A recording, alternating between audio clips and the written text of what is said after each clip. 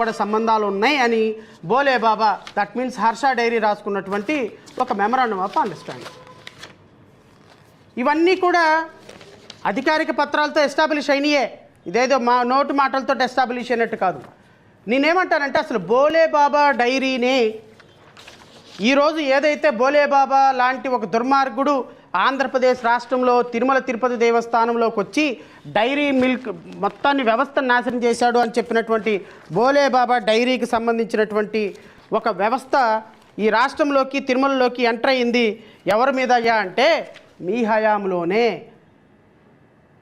2025 జనవరిలో ఫైల్ చేసినటువంటి 26 జనవరిలో ఫైల్ చేసినటువంటి సిబిఐ ఇన్వెస్టిగేషన్ రిపోర్ట్లోని ఈ విషయం చాలా స్పష్టంగా ఉంది.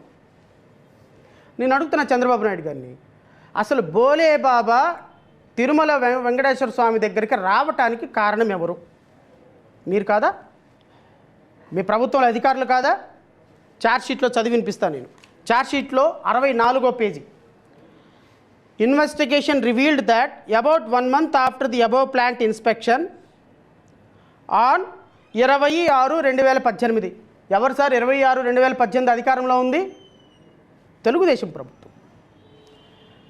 During the technical evaluation in tender number ROC number M1/3402/31/106/MRKT/2018 that is MS Harsha Fresh Food Private Limited, now Bole Baba Organic Dairy Private Limited, was technically not qualified as it failed to submit the commodity expenditure certificate for 3 years and failed to submit the statement of with respect to production of ghee and cow milk, fat and milk procurement, and instead it submitted certificate furnished by chartered accountant in this regard which is not valid.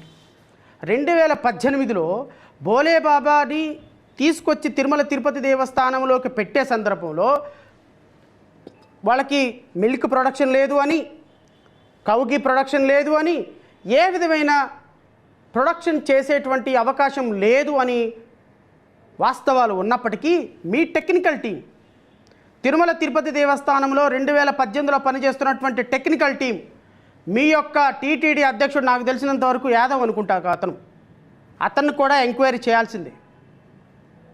అతను ఆధ్వర్యంలో ఈ TTD ఆ రోజున దొంగ inspection చేసి ఈ బోలే బాబాకి డోర్లు తెరిచింది తిరుమల తిరుపతి దేవస్థానంలో కాదా? Investigation revealed that TTD floated NIT wide ROC number so and so on 18/2/2000 for supply of 82 kgs of cow ghee through tins to TTD for a period of 6 months. ఈ బోలే బాబాకి 6 నెలల పాటుగా 82,000 కేజీల గీను సప్లై చేసే కాంట్రాక్ట్ ఇచ్చింది మీరు కదా? In response to the above MS Dairy Fresh Dairy Product Private Limited, now is a Bole Baba Milk Company, participated in the tender and also qualified during a technical bid. Chandrababu Naidu గారు, నారా లోకేష్ గారు, పయ్యావుల కేశవ్ గారు, మొన్న మాట్లాడినటువంటి గౌరవనీయులైనటువంటి మంత్రులు,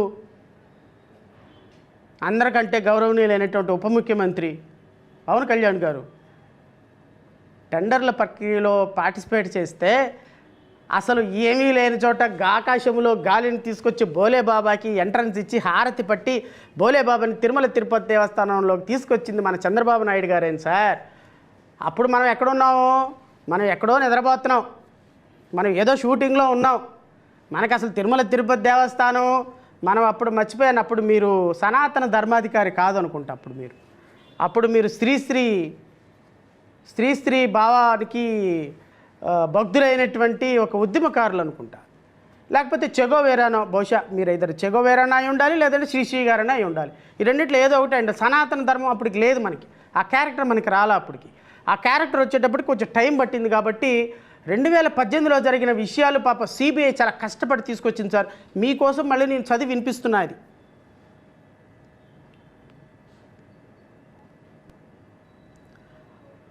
basing on the above plant inspection team report dated 27/5/2018, Harsha Fresh Dairy Private Limited was recommended for opening financial bid in the tender Since as per the TTD norms, the plant was inspected within a year, bearing L1 by quoting 291 per kg inclusive of all taxes, and also received supply order dated 19 so and so.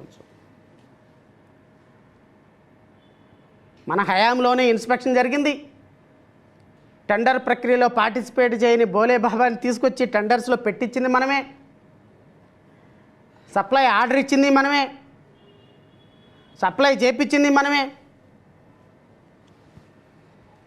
ఎందుకు అంటే ఈ బోలే బాబాతో హెరిటేజ్కి సంబంధాలు ఉన్నాయి కాబట్టి. ఈ బోలే బాబాతో Indapur dairy, milk డైరీకి సంబంధాలు ఉన్నాయి కాబట్టి. సార్ ఇదేమో నా సొంత కవిత్వం కాదు సార్, లేనిపోయింది మళ్ళీ నా మీద కేసు పెట్టారు. నా సొంత కవిత్వం కాదు, ఛార్జ్ షీట్లో ఉన్నదే నేను చదివి మీకు వినిపిస్తున్నా. బోలే బాబానే ఏం చెప్పాడు అంటే, నాకు ఇందాపూర్ డైరీకి హెరిటేజ్కి సంబంధాలు ఉన్నాయని ఆయన చెప్పిన విషయాన్ని నేను రాష్ట్ర ప్రజల ముందు పెడుతున్నా. మీరు మీ యొక్క అఫీషియల్ వెబ్సైట్లో ఇందాపూర్ డైరీలో మా మిల్క్ ప్రోడక్ట్స్ అవుతున్నాయి, అక్కడ మ్యానుఫ్యాక్చర్ అవుతున్నాయని మీ అఫీషియల్ వెబ్సైట్లో పెట్టి పేపర్లో రాగానే మొత్తం తీసి పడేశారు. గప్చూప్ సంబార్ బుట్టి అయిపోయాయి. మొత్తం తీసేసి మొత్తం వెబ్సైట్ మొత్తాన్ని ఖాళీ చేసేసి ఒక లెటర్ రిలీజ్ చేశారు. వాళ్ళకి మాకేం సంబంధం లేదు, ఎక్కడో అప్పుడప్పుడు కలిసి కాఫీ టీ తాగుతూ ఉంటాం, ఫ్రాన్స్లోనో దావోస్లోనో కలిసి కాఫీ టీ తాగుతూ ఉంటాము, సింగపూర్లోనో కలిసి, అంతే తప్ప ఆ సీఈఓకి మా సీఈఓకి అధికారికంగా ఎక్కడ ప్రకటన లేదని. ఎవరు అధికారికంగా వీళ్ళు కలవరు సార్. దావోస్లోనో సింగపూర్లోనో కలుస్తారు అంతే, కాఫీ టీ తాగుతాను కలుస్తారు, అనుకోకుండా ఎదురుపడతారు. అరే రే రే బాగున్నావరా ఇందాపూర్ సీఈఓ గారు అంటే, బాగున్నావు హెరిటేజ్ సీఈఓ గారు అనుకుంటారు. అక్కడ ప్రజలు పిచ్చివాళ్ళు అనుకొని, ప్రజలు వెర్రివాళ్ళు అనుకొని మనకు ఓట్లు వేశారు కదా 164 సీట్లతోటి, ప్రజలు ఏం చెప్పినా నమ్ముతారో అనుకోవటం రాజకీయం కాదు, అది చెప్పాలన్నది నా ఉద్దేశం.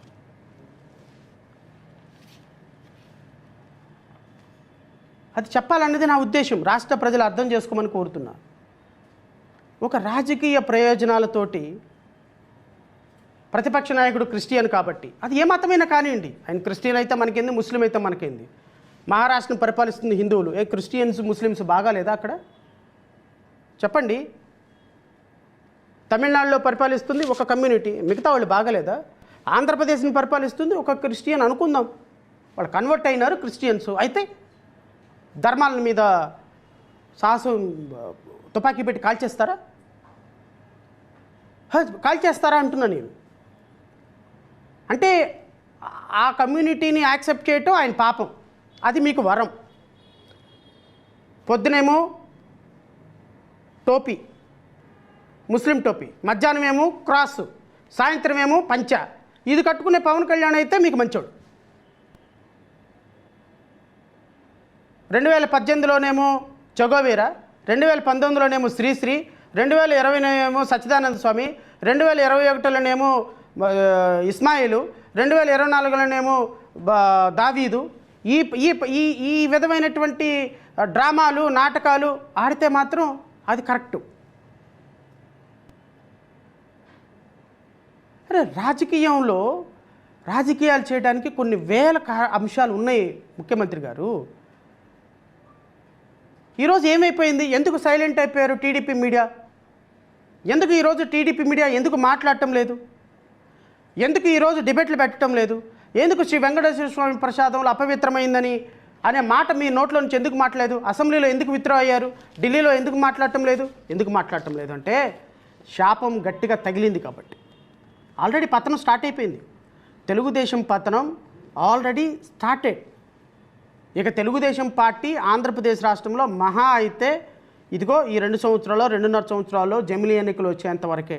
ఇక చరిత్రలో తెలుగుదేశం పార్టీ ఎప్పుడో ఉండేదంట అని ఒక చరిత్రగా మాట్లాడుకోవాల్సింది. ఎందుకు అంటే వెంకటేశ్వర స్వామితో మీరు పెట్టుకున్న కారణంగా ఆ చరిత్ర, ఆ వెంకటేశ్వర స్వామి శాపం మీ పార్టీ మొత్తాన్ని తినేస్తుంది. మీ పార్టీ అధినేతల మొత్తాన్ని పాపభీతితోటి మీ పార్టీ అధినేత చంద్రబాబు నాయుడు గారు ఇప్పటికే పాపభీతితోటి నలిగిపోతున్నారు. లేకపోతే అంత పెద్ద ఆయన బాత్రూమ్ క్లీనర్లో కడిగే బాత్రూమ్ క్లీన్లో వాడేటువంటి యాసిడ్ని లడ్డూలో వాడారు అన్న తర్వాత నిందితులను పట్టుకోకుండా, నిందితులకు శిక్ష వేయకుండా ఎందుకు వెనక్కి పారిపోతారు మీరు? వెనక్కి పారిపోయారంటే అర్థం ఏంటి? ఏదైనా శ్రీవారినైనా మీరు తింటే తిన్నారులే అనుకోవాలి, ఆరోగ్యం పోతే పోయింది అనుకోవాలి, లేదంటే తప్పైనా మాట్లాడి ఉండాలి. ఈ రెండిట్లో ఏదో ఒకటి చేయాలి. మీరు పులి మీద ఎక్కి స్వారీ చేసినప్పుడు పులితో మీరు లక్ష్యాన్నైనా సాధించాలి, లేదంటే మీరు దిగకుండా అయినా ఉండాలి. మీరు పులి మీద నుంచి దిగి పారిపోతే ఎట్లా? పారిపోతే మీరు మాట్లాడకూడదా? అంటే నీ ఇష్టం వచ్చినప్పుడు పంది కొవ్వు ఎద్దు కొవ్వు ఉందని మాట్లాడినప్పుడు అందరూ చప్పట్లు కొట్టాలా మీ మీడియాను చూసి? లేదులే ఇంకా వదిలేసేయండి, గప్ చూపు సంబార్ బుట్టి ఇంకా అయిపోయింది, మేము ఓతు తీసుకున్నాం, ఇంకా వద్దు మాట్లాడొద్దు, ఇంకెవరు మాట్లాడొద్దు అంటే మానేయాలా? అంటే అంతా మీ ఇష్టమేనా? మీ మీడియా ఇష్టమేనా? మీ ప్రభుత్వంలో ఉన్నారు కాబట్టి మీ ఇష్టమేనా? అంటే మీరు మాట్లాడింది వేదం, మీరు పాడింది పాట, మునిగింది గంగ, నచ్చింది రంభ, ఇంకా దానికి మేమందరం రాష్ట్ర ప్రజలందరం కూడా చప్పట్లు కొట్టాయి. ఎట్లా సార్ ఇది? ఏ క్వశ్చన్, ఏ రాజ్యాంగం ప్రకారం కరెక్టు?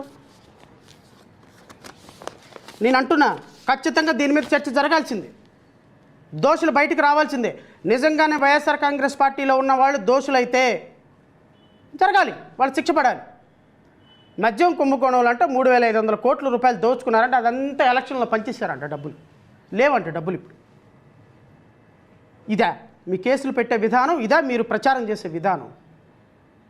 దానికి 164 సీట్లు ప్రజలు మీకు ఇవ్వాలా? సో నేను సిబిఐ వాళ్ళకు కూడా మేము లెటర్ రాస్తాం, ఖచ్చితంగా రేపు సుప్రీంకోర్టులో కూడా మేము ఇంప్లీడ్ అవుతాం. హెరిటేజ్ ఫుడ్కి సంబంధించి, హెరిటేజ్ వాళ్ళకి సంబంధించి ఏ విధంగా ఈ లింకులు ఉన్నాయి, ఈరోజు ఇందాపూర్ డైరీకి ఎందుకు కాంట్రాక్ట్ ఇచ్చారు, ఎందుకు నందిని వాళ్ళకి కాంట్రాక్ట్ తీసేసి ఈ మధ్య ఇందాపూర్ వాళ్ళకి ఇచ్చారు, ఎందుకు ఒక్కసారిగా 658 రూపాయలకి టెండర్ ప్రక్రియ పెరిగింది, ఈ పెరగటానికి కారణం ఏంటి, ఈ పెరిగిన దాంట్లో హెరిటేజ్ సంస్థ యొక్క లాభం ఎంత, హెరిటేజ్ సంస్థ రేపొద్దున దీంట్లో నుంచి ఎంత ప్రొక్యూర్ చేస్తుంది, బోలేబాబా డైరీకి, ఇందాపూర్ డైరీకి, హెరిటేజ్ డైరీకి ఉన్నటువంటి సంబంధాలు ఏంటి అనేది రాష్ట్ర ప్రజలకు తెలిసి తీరాలి. దీని మీద పూర్తి స్థాయి ఇన్వెస్టిగేషన్ జరిగి తీరాల్సింది. లేకపోతే మీరు చేసినటువంటి ఆరోపణలకి మీరే సమాధానం చెప్పాల్సి వస్తుంది రాష్ట్ర ప్రజలకు.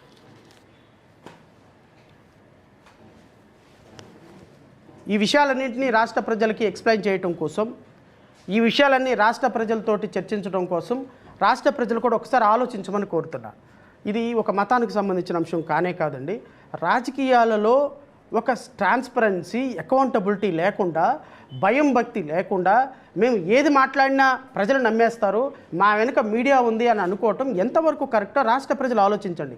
రేపొద్దున జగన్మోహన్ రెడ్డి ముఖ్యమంత్రి అయినా, లేకపోతే ఇంకొకళ్ళు ముఖ్యమంత్రి అయినా, లేకపోతే మాలాంటి వాళ్ళు రేపొద్దున ఏదైనా ఒక చిన్న పోస్ట్లో ఉన్నా, దేవుడు గురించి మాట్లాడాలి అంటే, దేవుణ్ణి రాజకీయాల్లోకి లాగాలి అంటే గజ గజ గజ వణికే విధంగా ఈ లడ్డు అంశం చరిత్రలో ఒక ఎగ్జాంపుల్గా మిగిలిపోవాలి అనేది మాత్రమే నా కోరిక. అది ఏ విధంగా ల్యాండ్ అవుతుందో నాకు తెలియదు. ఈ అంశం హెరిటేజ్ దగ్గర వచ్చి ల్యాండ్ అయింది, ఇంక సోదికి పోతే సూదిపోయిందని సోదికి పోతే మొత్తం లింకులన్నీ బయటకు వచ్చినట్టు చంద్రబాబు నాయుడు గారు ఈరోజు లాగినటువంటి లడ్డూ కుంభకోణం ఎక్కడికి వచ్చాగింది? హెరిటేజ్ దగ్గరకు వచ్చాగింది. హెరిటేజ్ షేర్లు విని డమాలమని పడిపోతున్నాయి. రేపొద్దున ఈ శ్రీవారి శాపం హెరిటేజ్ మీదకి వచ్చిందంటే హెరిటేజ్ కుప్పగూలిపోద్ది. ఆ పెరుగులో సంబంధించి హెరిటేజ్ పెరుగు, నాసిరకం పెరుగు వాడుతున్నారని దేశంలో అంతా కూడా గందరగోళం అయిపోతుంది. ₹1,00,000 ఫైన్ వేస్తే ఆ ₹1,00,000 ఫైన్కి పరుగో బట్టి దాన్ని అప్పీలెంట్ ట్రిబ్యునల్లో స్టే చేసుకున్నారు. సో ఇది ఒక రాష్ట్ర ప్రభుత్వం నడిపేటప్పుడు, రాజకీయాలు చేసేటప్పుడు దేవుణ్ణి, కలియుగ దైవాన్ని కూడా లాగి ఆయన మీద రాజకీయాలు చేయాలనుకునే రాజకీయ నాయకులకి, అది రేపొద్దున జగన్మోహన్ రెడ్డి అయినా సరే, ఎవరైనా సరే, రాజకీయాలకి దేవుడు దూరంగా ఉండాలి. మన రాజకీయాల్లోకి దేవుడు రాకూడదు. అది జీసస్ అయినా రాకూడదు, అల్లా అయినా రాకూడదు, వెంకటేశ్వర స్వామి అయినా రాకూడదు. ఎందుకంటే రాజ్యాంగంలో ఆర్టికల్ 25 ప్రకారం, 26 ప్రకారం, 27 ప్రకారం ప్రతి ఒక్క వ్యక్తికి వారి మతాన్ని ప్రొటెక్ట్ చేసుకునేటువంటి అవకాశం ఉంది. ఏ మతాన్ని ఇంకో మతం కించపరచకూడదు. మా పార్టీ అభిమతం రాజ్యాంగం, constitution, manifesto, our manifesto is constitution. కాన్స్టిట్యూషన్లో ఏ ఒక్క ఆర్టికల్కి, ఏ ఒక్క వ్యక్తి యొక్క హక్కులకి భంగం కలిగినా ఖచ్చితంగా we will fight for that. ఈరోజు లడ్డు అంశం కావచ్చు, లేకపోతే ఇంకో అంశం కావచ్చు, లేకపోతే ఇంకో అంశం కావచ్చు. మాట్లాడగలిగి రాష్ట్ర ప్రజలకి వాస్తవాలు చెప్పగలిగే అవకాశం ఉన్న రోజున ఖాళీగా కూర్చునే అవకాశం లేదు. లడ్డూ మీద విచారణ కొనసాగాలి, హెరిటేజ్ లింకుల మీద విచారణ కొనసాగాలి. నిజంగా తప్పు చేసిన వాళ్ళు ఎవరైనా ఉంటే దోషులకు శిక్ష పడాలి అనేది పూర్తి స్థాయిలో నేను రాష్ట్ర ప్రజలను కోరుతూ నాకు ఈ అవకాశం ఇచ్చిన మీడియా సోదరులకి హృదయపూర్వక నమస్కారాలు తెలియజేస్తూ థ్యాంక్ యూ. సార్ బడ్జెట్ రమారామి 3,50,000 కోట్ల ఎంతో బడ్జెట్ పెట్టినట్టున్నారు. నాకు తెలిసి అమరావతికి 6,000 కోట్లు ఇచ్చారు. సూపర్ 6 మొత్తం హుష్కాక్ అయిపోయింది. Super 6 super flop. 1,500 రూపాయలు మహిళలకు ఇస్తానన్న 2 కోట్ల మంది రాష్ట్రంలో ఉన్న 2 కోట్ల మందికి మహిళలకు ఇస్తానన్న ఇది లేదు. నెంబర్ 2 నిరుద్యోగ వృత్తి హుష్కాకి. జనవరి 1న ఇస్తానన్న జాబ్ క్యాలెండర్ దాని మీద ఊసే లేదు. ఈరోజు సూపర్ 6లో ఉన్నటువంటి గ్యాస్ పథకం కానీ, ఇంటింటికి 3 సిలిండర్లు అన్న పథకం కానీ, మరి ఈ పథకాలన్నీ ఏమి లేనప్పుడు, కనీసం ఈ పథకాల ఊసు లేనప్పుడు ఎస్సీ ఎస్టీ సప్లాన్ కింద 17% నిధులు ఆంధ్రప్రదేశ్ రాష్ట్రంలో దళితులకి కేటాయించాలి. ఎంత కేటాయించారు? Not even 1%. 17% నిధులు కేటాయించిన చోట రమారమి 1,30,000 కోట్ల రూపాయల రమారమి నిధులు కేటాయించాల్సిన సందర్భంలో కనీసం 10,000 కోట్ల రూపాయలు కూడా ఎస్సీ ఎస్టీలకి నిధులు కేటాయించలేదు. ఇదేం బడ్జెట్? బడ్జెట్లో చెప్పుకోవడానికి ఏముంది? 73,000 కోట్ల రూపాయలు ప్రతి సంవత్సరం ఇంట్రెస్ట్ కట్టేటువంటి పరిస్థితికి తీసుకొచ్చారు. గత ప్రభుత్వంలో జగన్మోహన్ రెడ్డి హయాంలో 14 లక్షల కోట్ల రూపాయలు అప్పులు చేశారని చెప్పి ఈరోజు 4 లక్షల కోట్ల రూపాయలు 2019-24 అప్పు చూపిస్తున్నారు. మరి ప్రచారానికి మాటలకి ఏమైనా శుద్ధనుందా? నోరా అది? ఏమన్నా నోరు దేంతో గడాలి? పెనాయిల్తో గడదు, నోరు యాసిడ్తో గడగాలి మీ వాళ్ళందరికీ కూడా. చంద్రబాబు నాయుడు గారు మీరు మీ నోరు, ఆ పవన్ కళ్యాణ్ నోరు, నారా లోకేష్ నోరు యాసిడ్తో గడగాలి. అయినా కూడా శుద్ధి కాదు. ఈరోజు తప్పుల తడకగా బడ్జెట్ ప్రవేశపెట్టి కనీసం సూపర్ 6 పథకాల్లో ఒక్క పథకం కూడా అమలుపరచకుండా ఏ పథకాలు అమలు చేస్తామని వచ్చారు రాష్ట్రంలో అధికారంలోకి? నేను ఈరోజు బడ్జెట్ మీద మాట్లాడకపోవడానికి కారణం 2-3 రోజుల్లో బడ్జెట్ మీద కూడా నేను పెడతా. అరే రాష్ట్రంలో ఈరోజు వరకు దళితులు బిడ్డలు ఎంత అన్యాయం అయిపోతున్నారు. ఆ రాజంపేటలో ఈరోజు వరకు సుధా మాధవి అనే ఫ్యామిలీకి ఈరోజు వరకు న్యాయం జరగల. ఎలా ఆమె ఈరోజు వరకు తెలుగుదేశం పార్టీ కార్యకర్తగా కోట్ల రూపాయలు ఇచ్చి ఈరోజు ఆవిడ అల్లాడిపోతూ ఉంది. ఈరోజు వరకు న్యాయం జరగక అల్లో రామచంద్ర అని మీ పార్టీ దగ్గరకు వస్తే కనీసం మాట్లాడటంలా, దళితుల సమస్యలు ఒక్క సమస్య మాట్లాడటంలా. వాటన్నిటి మీద పెడతా, నేను ప్రెస్ మీట్ పెడతా ఖచ్చితంగా. ఎందుకంటే ఈ బడ్జెట్ మీద దళిత సమస్యల మీద ఒక రోజు ఖచ్చితంగా ప్రెస్ మీట్ పెడతాను. అందరి సమస్యలు ఈరోజు రాష్ట్ర ప్రజలకు ఎక్స్పోజ్ అవ్వాల్సిన పరిస్థితి ఉంది. టిట్కో ఇళ్ళు కానీ దళిత సమస్యలు కానీ రాష్ట్రంలో ఏది కూడా రాష్ట్ర ప్రభుత్వం అంతా. సార్ నేను ఒక మాట అడుగుతాను సార్, ఎన్డీటీవీకి ఇచ్చినట్టు ఇంటర్వ్యూలో చంద్రబాబు నాయుడు గారు ఏం చెప్పారండి? 20 లక్షల ఉద్యోగాలు 20 లక్షల కోట్ల పెట్టుబడులు వచ్చినాయి, 23 లక్షల ఉద్యోగాలు వచ్చినాయి అని చెప్పారుగా. ఈరోజు అసెంబ్లీలో కాదు ఎవరు నాకు నిన్నగాక మొన్న అధికారికంగా అధికారుల దగ్గర నుంచి వచ్చిన ప్రకటన మొత్తం ప్రైవేటు గవర్నమెంట్ ఉద్యోగాలు కలిపి 1,03,000 ఉద్యోగాలు కూడా ఇవ్వాలి. 23 లక్షల ఉద్యోగాలు ఎక్కడ, 1,03,000 ఉద్యోగాలు ఎక్కడ? టిట్కో ఇళ్ళు కూడా అదే పరిస్థితి. టిట్కో ఇళ్ళు లేవు రాష్ట్రంలో పరిపాలనే లేదండి. రాష్ట్రంలో పరిపాలన గాలికి వదిలేసి వీళ్ళు అసెంబ్లీలో ఒకళ్ళకొకళ్ళు పొగుడుకుంటా తిరుగుతున్నారు తప్ప అసలు ఈ రాష్ట్రంలో అడ్మినిస్ట్రేషన్ ఉందా నేనైతే అనుకోవటంలా.